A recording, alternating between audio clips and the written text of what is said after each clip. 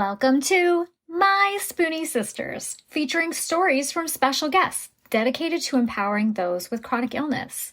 Our goal? To connect people and provide the support and tools they need to live a better life.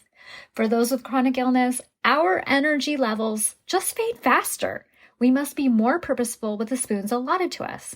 So grab your coffee or tea, sister, and tune in as My Spoonie Sisters share stories of living with chronic illness. Hi, my Spoonie sisters. Today I have Stefanie, the rheumatoid arthritis coach, with me to chat. And what I want to start out with is reminding you that rheumatoid arthritis is a chronic inflammatory disease that can affect more than just your joints. In some people, the condition can damage a wide variety of body systems, including our skin, eyes, lungs, heart, and blood vessels. So hi, Stefanie. How are you? Hi, thanks for having me. I'm great. How are you? I am doing well. I'm so glad to have you back again. And so let's give a little introduction to who you are and about your rheumatoid arthritis coaching. So my name is Stefanie. I am a family nurse practitioner living with rheumatoid arthritis. And when I was first diagnosed, I was pretty devastated. And it took me quite a while to find my way through the disease, figure out how to navigate it. And I decided that it was just too difficult and I really wanted to help other people navigate it. So I started doing rheumatoid arthritis coaching. When I first started, it was in person, and now I'm exclusively online, and it's been amazing. I love it. So can you tell me a little bit about the purpose of why you do what you do and what your services are exactly? Sure. So like I said, my services involve navigating pretty much whatever trials women living with rheumatoid arthritis have, because everybody's a little bit different. And today we're going to share some stories, so you'll hear a lot about that. But some people it's the disease itself, some people it's the medications, and then some people it's their life outside of RA that's really struggling because of the diagnosis. And so I love to work with people to figure out how to live their best life, whatever that means to them, with RA. I love it. I love it. Okay, so we're going to dive in and talk a little bit about some success stories. And I hear you have some doozies for us. So do you want to jump in with that? I sure do.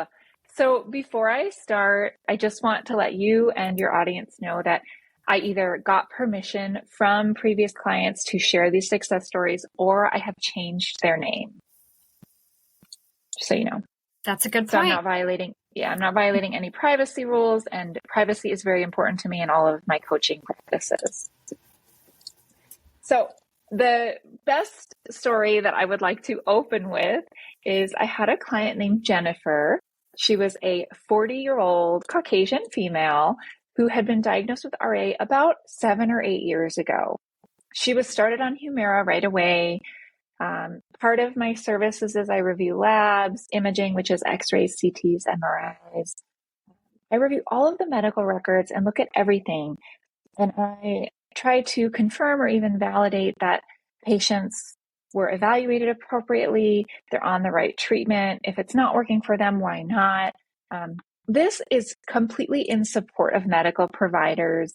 I'm not saying that people are mistreated, and it's actually not super common as I start digging, but in the world we live in today, everybody is rushed. And so things are often overlooked, and we can all agree on that. So I'm definitely not trying to find problems, but it really helps to have somebody experienced like me kind of dig. So I had this lovely young woman, Jennifer, who was diagnosed with RA 7 or 8 years ago, was on Humira. Now, this woman came to me because she hated taking Humira, and it had nothing to do with the brand, but her particular insurance didn't really cover it. She had to pay a large amount out of pocket, which we can all relate to. It was inconvenient for her lifestyle. It required refrigeration, and she liked to travel. She was big on camping, hiking, doing outdoor things, and it was cumbersome for her to have the cooler. And we've all been there, right? We all know exactly what this is all about. And then this particular medication just made her feel kind of yuck. Like she had what we call like a chronic malaise. Like she just never really felt good since starting it. So I worked with her for about 6 months, and we dug and dug and dug. And through evaluating how she felt and then communicating with her providers, we did additional workups. And apparently, she was born with a congenital, which means you're born with a congenital hip dysplasia, which is when basically your hips just don't develop right from birth. And with her age being kind of mid 40s, she was right at the cutoff of when, just before we started screening babies at birth for this congenital defect. But very long story short, it actually wasn't RA at all. And she had this congenital birth defect, and her hips were basically mush. And while we worked together, she ended up having bilateral hip replacements and was back on her feet, off the Humira, reverse diagnosis. It was crazy. So go ahead. Wow. I'm having a hard time not having a big reaction over here. How did she feel about that? Yeah, for your audience, I can see the host, and I know you guys can only hear, but she has some awesome faces right now. But yeah, and it's really common because when we go, I'm a medical professional, right? So when you come in to see me, you go in to see your doctor, your nurse practitioner, your PA, you have certain issues, certain complaints, certain things that you're there for. So we don't go looking for other things, right? You don't go into a nail salon and they tell you, oh, you should get your hair cut, right? They just do your nails. So it's the same thing. You don't take your car in for an oil change and they tell you you need tires. Well, sometimes they do, but that's very annoying. But I mean, when you go in with these complaints, right? You go in, you have this diagnosis of RA, a lot of times health professionals just kind of roll with it and they want to continue your treatment. So that's kind of what happened to her. But her inflammatory markers and her rheumatoid factor was elevated for so many years because of this hip dysplasia, and she ended up having this severe grinding. And basically that was causing her labs to falsely appear abnormal or falsely get diagnosed with rheumatoid arthritis when it wasn't even there after everything. And so she was very, very thankful to have worked with me. If you ask her, it was the best money she ever spent. And it was actually a big compliment to me. It was very sweet. So anyway, she's much better now. I know she's living her best life. Oh, that's amazing. And I think that's a testament to you and what you do. You do the research and you fight for her and you want her to feel better. And kudos to you for getting her the answers that she needed. I agree. That's what I do. And as a medical professional myself, it's very easy for me to communicate with doctors and other nurse practitioners. I speak the language, I have the experience. Usually it's very well received. Wow. Okay. So that is an amazing story, and I'm sure you have many more. So who do you want to talk about next? I do. So the next patient or client that I would like to talk about, her name is Alice. And she came to me because she was on an injectable medication and she was really struggling giving herself shots. She was on a particular medication, that is known to be difficult to administer and quite painful to administer. And not only was she very frustrated, but she was married and had a husband who was very emotionally frustrated as well. So her relationship was really suffering because of not only her diagnosis, but this one particular medication. So as her coach, I worked with her every week, as I routinely do, but also I spent a lot of time talking with her spouse and her daughter who lived in another state, and we arranged multiple family meetings with both the spouse and the daughter and the client. Of course, by her request, right? I would never make somebody do that if they did not want to. So we would talk and I would collect all of this information. And then after I collected all of the information, I put it in a very nice letter and I reached out to her rheumatologist, basically saying, would you ever consider an alternative treatment because this treatment is causing a lot of problems in her life? And this particular client was actually changed to an oral option. And she was in remission on the injectable medication. She stayed in remission on the oral option and is still doing great. And her marriage is great because of it. That's wonderful. So I have a question for you. Did her husband ever try to give her the injection? Or do you know? He did. And in this case, that was not helpful. You know, we see so many people on social media that are showing themselves injecting themselves, or a significant other doing it as well. And honestly, my husband has offered for the last 10 years, but the idea of him coming at me with a sharp object, no, thank you. No, thank you. I would rather either do it myself or have a medical professional do it for me.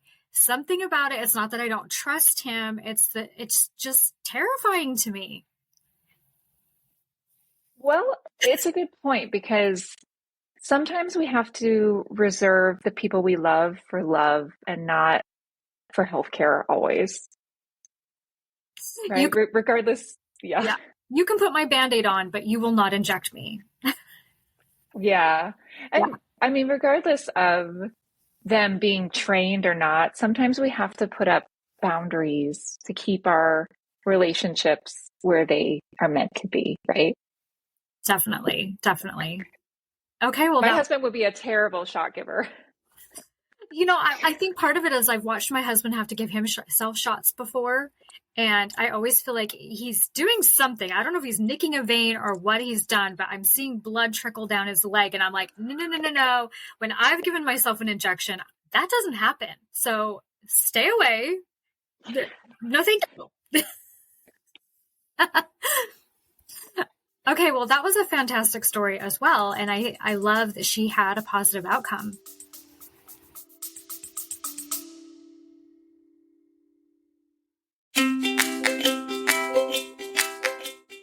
Calling all Spoonies. As a host of a chronic illness podcast, nothing lights up my day more than hearing from you, our incredible listeners. Whether it's a topic close to your heart that you want us to uncover, or you are keen to show your own journey as a guest on our show, your voice matters. Living with chronic illness can often feel isolating, but through the power of podcasting, we can come together as a community to uplift, educate, and inspire one another. Your stories, insights, and questions drive the conversations we have and the topics we explore. So if there's something on your mind, a story that you are just itching to share, or a guest you'd love to hear from, don't hesitate to reach out. Your voice is not only welcomed here, but celebrated. Let's continue to amplify the voices of those living with chronic illnesses and create a space where everyone feels heard, supported, and empowered. Together, we are stronger.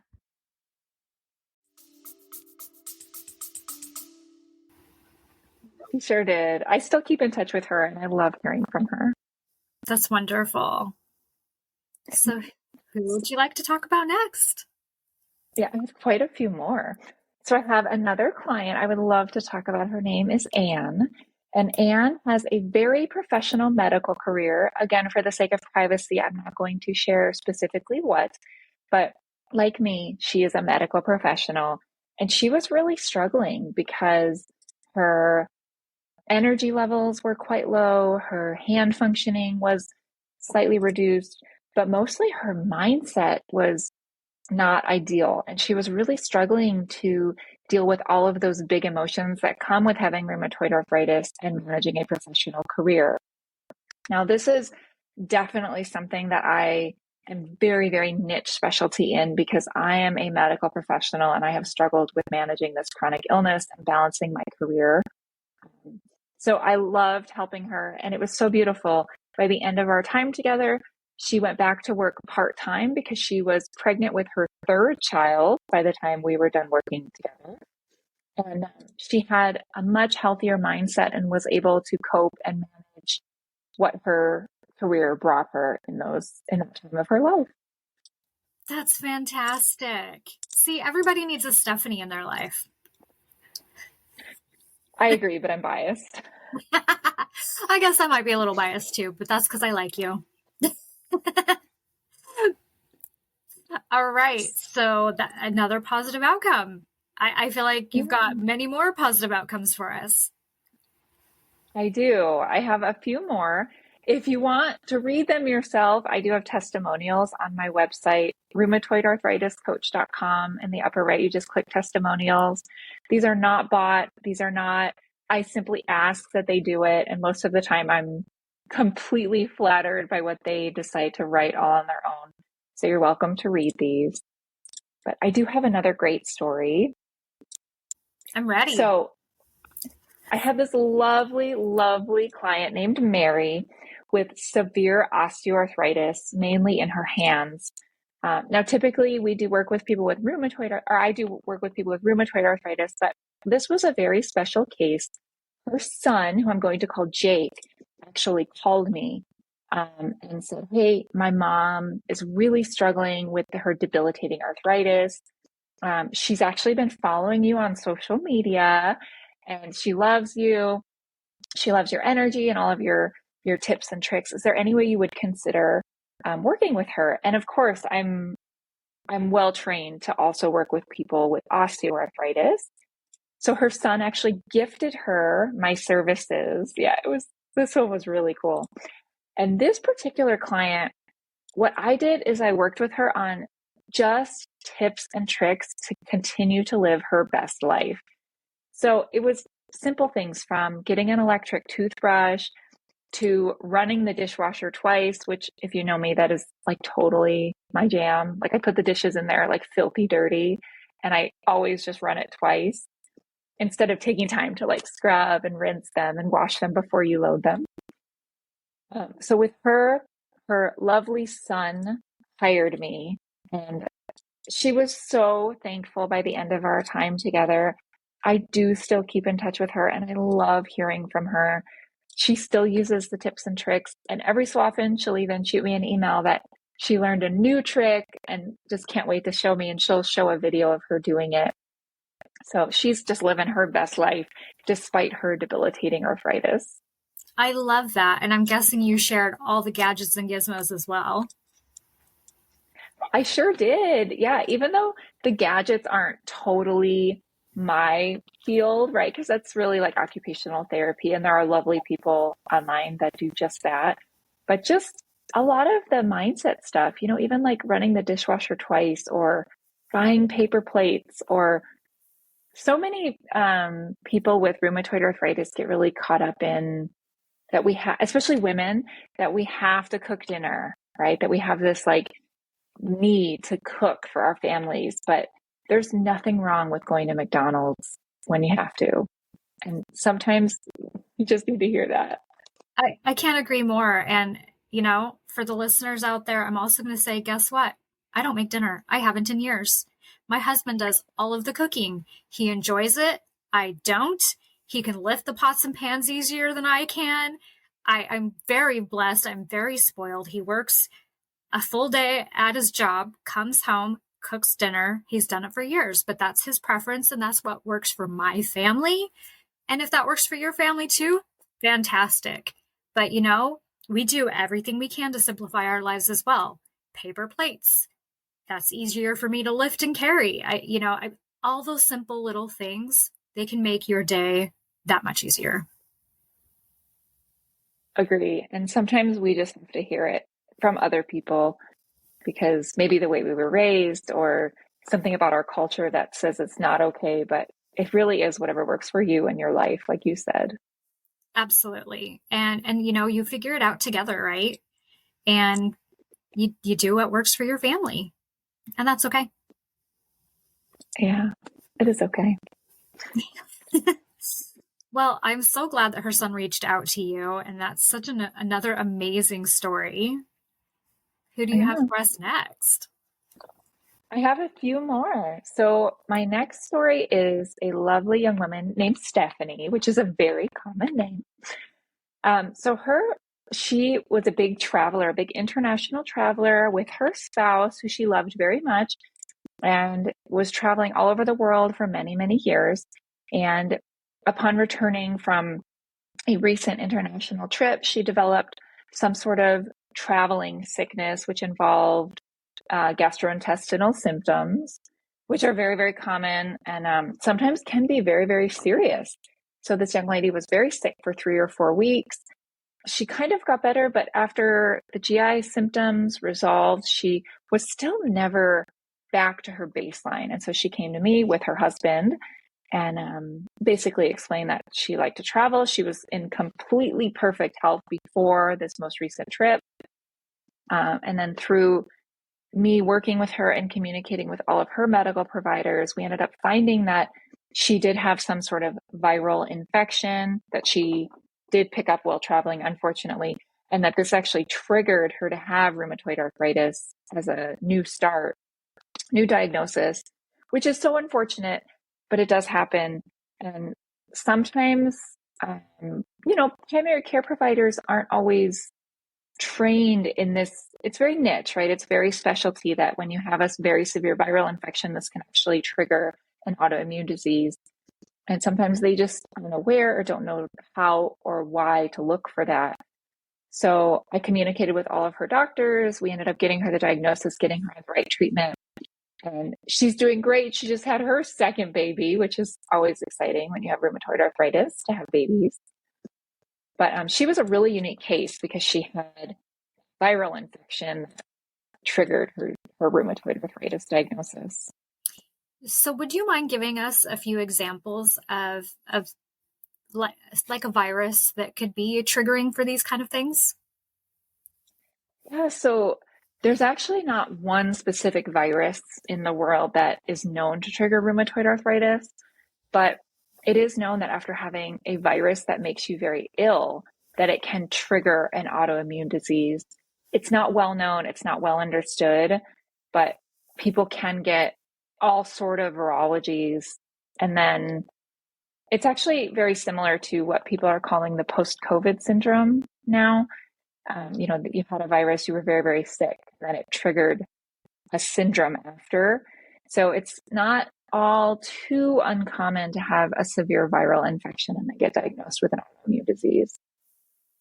Well, I look back on even my own experience, and in the beginning of all of my symptoms, my family physician actually thought I had a strep infection hiding inside of my knee. And so to this day, I've wondered, I did have strep at one point. Is that what possibly triggered it? And I don't know. I don't know the right answer to that, but we hear all the time that there's different things that do actually trigger our illness to finally present itself. Right. Well, the basics of it are that when we are really sick, our immune system sends out all of our fighters. We have an immune response, which is a cascade, right? Like a domino effect. We have T cells that go out and fight infections. And sometimes the T cells don't recover, basically. So that's kind of the foundation of after you're really sick, developing an autoimmune disease is just that you just don't have immune functioning left to fight the good fight. And actually that particular client I just talked about, she had like almost no T cells when I first helped her get the workup from her medical provider. And I don't know that, not because they weren't a good doctor or nurse practitioner, but you just don't routinely do that in primary care when people complain of feeling sickly. It's not a routine lab that you draw. It's actually very specialized. And so after requesting that they order that lab and seeing the results, it was a big eye-opener. Wow. It's so good that you did that for her, though. Yeah, it was so rewarding. And she just had her second baby. How cool is that? Yeah. That's wonderful. All right, who do you have for us next? I have two more really great stories I brought for you today. So I have one woman, Ellen. Ellen came to me as a pre-retiree. So by that, I mean she was 6 months out from retiring. She had a government job that she'd worked at for the required 30 years and was about to retire in 6 months. This was right at the peak of COVID, like 2021. And she had really severe rheumatoid arthritis, but was trying to ease her way into retirement and really struggling with the lifestyle changes that came with retirement. Now with her rheumatoid arthritis was definitely a big chunk of her life and lifestyle.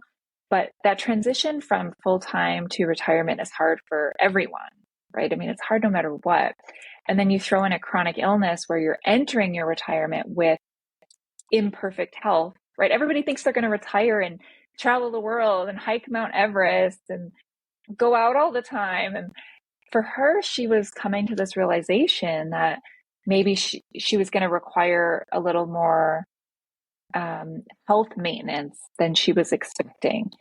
So I helped her to mentally prepare for retirement, but also get all of her ducks in a row for the transition to Medicare, which it's actually a very popular topic in all of our social media groups too. A lot of times people are on medications they love through their PPO insurance or, employee sponsored health plan, and then they transition to Medicare and it's not covered or they struggle to get it covered. So I helped her to not only transition into retirement, but I helped her contact manufacturers, contact her medical providers, find things that were covered on her new insurance, or find copay assistance through the companies. And we definitely helped to make her transition much smoother than it would have been without. So that was a really great story. Well, and I think that's a fantastic point. Some of us are younger. We haven't reached that point where we need to start thinking about, okay, what's going to happen with this transition from our traditional insurance that we have, and now we're switching over. And so I think having someone to walk along that with you, that can be life-changing if you don't know what you're doing. I think for Ellen, it really was. I have a while. I'm in my 40s. I have a while, but I'm going to remember that when I'm ready, I need to talk to Stefanie. Hopefully our Medicare system will be revamped by the time you're Medicare age. Yeah. Have a ways to go. Hopefully. So my last story that I brought, I'm going to call her Julie. Julie was a very young 20-something-year-old that was diagnosed with juvenile rheumatoid arthritis at a very, very young age. I think she was either 3 or 4 years old when she was first diagnosed. And she was on the same medication since she was diagnosed. And as she aged into her 20s, as we all know, that transition from pediatric healthcare to adult healthcare can be really tricky. And the only reason anybody would know this is either they work in healthcare like I do, or they were a patient as a child and then stayed a patient into adulthood. So it's actually kind of tricky because, pediatricians and pediatric specialists work with babies and children, not 19-year-olds. So she was transitioned into adult care. And with the guidelines, some of the medications kind of change as you age. And also she was at this age where she wanted to start having babies, right? So she came to me because although she was in remission, she needed her long-time medications changed in order to try to conceive safely. And it was difficult for her to make that transition. So I basically helped her with the mindset of the transition. And then I helped her get, same as before, all the ducks in a row, while still keeping her symptoms managed. She did end up getting pregnant, and I worked with her for a very long time.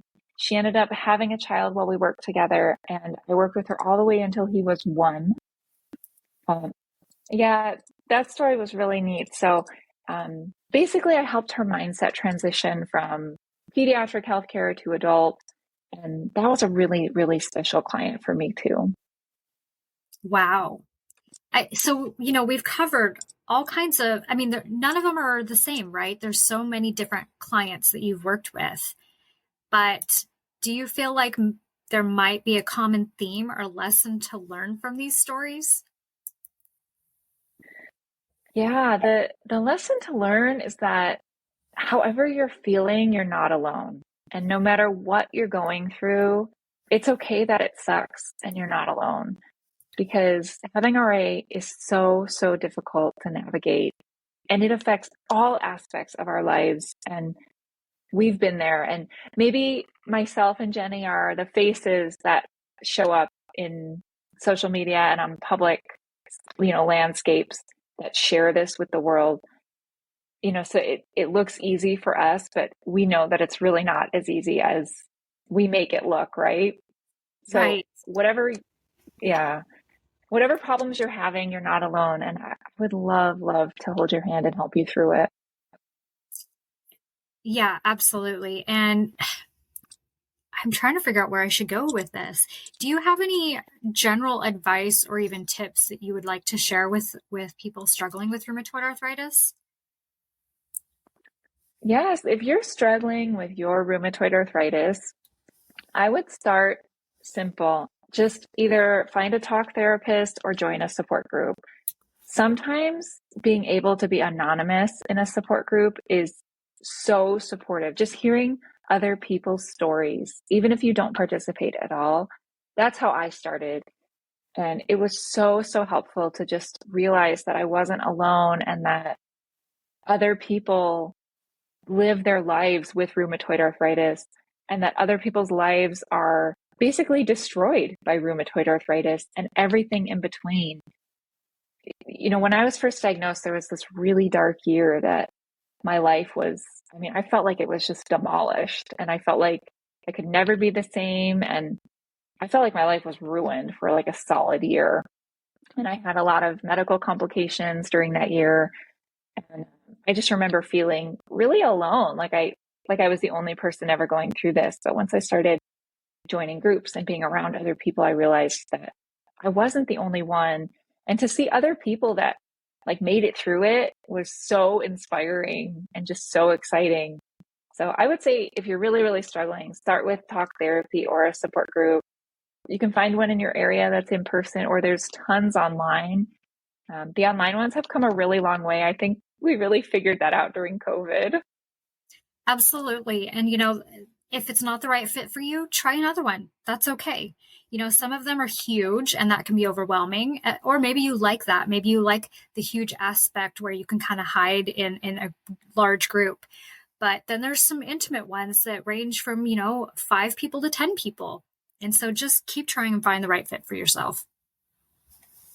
I agree. And of course, if you're really, really struggling and you want personalized help, I'm available. I would love to work with you. So, Stefanie, I know you've told me this before, but I'm having a brain fart. How old were you when you were diagnosed? So I was formally diagnosed right around age 27 or 28. But as with, I'm sure most of your audience, the symptoms were there a lot longer than that. Yeah, I was diagnosed formally when I was 32, but it had been off and on several years before that where I couldn't really explain what was going on very well because it seems like symptoms would come and go. But, it was after my diagnosis, I think I got the best advice. And this woman, she was elderly. She was the sweetest person I've ever met. She's now passed on. She didn't have rheumatoid arthritis, but she had all kinds of other health problems and just arthritis in general. And the one thing she told me is she said, Jenny, I start every day with a walk every single day. And so before her husband passed, they would get up and they would go for a walk, even if it was only around the block. Even on the freezing cold days, they would bundle up and walk around that block. And she said, the moment you stop moving, you die. She said, I am not going to stop moving. I'm going to be that old person still walking around the block. And right up until she passed, she was that person. Oh. And it was simple advice, but I think it was absolutely the best advice I've ever been given by anyone. You have to move. That is good advice. You have to move it. When I was first diagnosed, we all get unsolicited advice, but somebody gave me advice that really stuck with me too. And I'll share just because you just shared yours. So I have a friend who's a little prickly, right? She's a little rough, a little prickly, but I love her. And she adds something to my life that I don't have anywhere else. And one day I was basically whining. I was like feeling sorry for myself, complaining to her. And she said, you know what, Stefanie, no matter what you do today, the sun's going to come up tomorrow. So you can decide how you want to be when that sun comes up. And at first I was like, you're so nasty. Like I was so mad at her, but I thought about it and she was right. Like we choose how we present each day, right? We show up as our best self or not. And that sun comes up no matter what we do. And that sometimes when I'm really, really down, I think about the sun. Well, absolutely. And I think so many times, and we've talked about this before, we mourn the life that we once had. And I think that's okay unless you get stuck in it. There's got to be a time limit on your mourning and your pity party. There has to be a time limit. It's not healthy for your emotions, your mindset, or your body. It's not healthy at all. You have to find a way to work through it. I agree. There has to be a point where you find meaning, and there's a lot of research on that, but there has to be a point when you grieve and then you process your grief and then you find meaning in the grief. Yes. And it's okay if your grief kind of pops in a little once in a while. You know, maybe you're having a really rough month. And once again, you're like, man, why is this hitting me again? But you can't sit in it. You just can't. The sun is coming up. You need to walk around that block.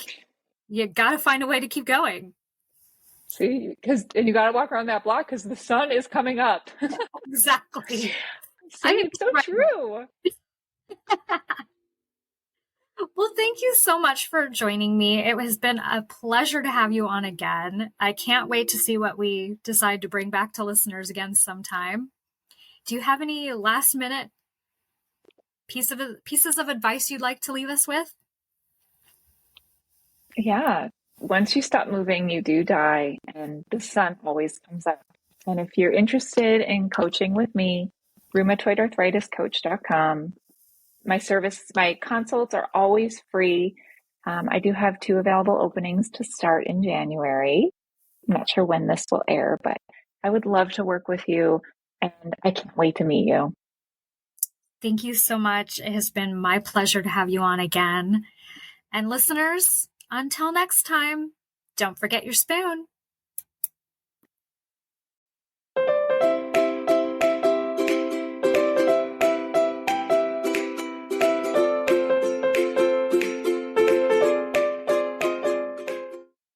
The information, opinions, and recommendations presented in this podcast are for general information only. Consult your own physician for any medical issues that you may be having. The information should not be taken as a replacement for medical, clinical, professional advice, diagnoses, or medical intervention. My Spoonie sisters and guests will not be held liable for any of the consequences of such action or inaction. Trigger warning. Some episodes may cover sensitive topics including, but not limited to, suicide, abuse, mental illness, and chronic disease. You are advised to refrain from listening if you are likely to be offended or adversely impacted by any of these topics. None of the guests or hosts will be responsible for your use of the information contained therein. Life is not merely to be alive, but to be well. Living a life with a chronic illness is best described with one word: unpredictable. Be Well's products are designed to make the unpredictable easier to deal with. Back when I was getting my infusions, I would have loved to have their adult zip hoodie. They even have one in pink. They also have everything from one-day pill holders to urgency buckets. So remember, they want to make your life a little easier. So be sure to check out Be Well.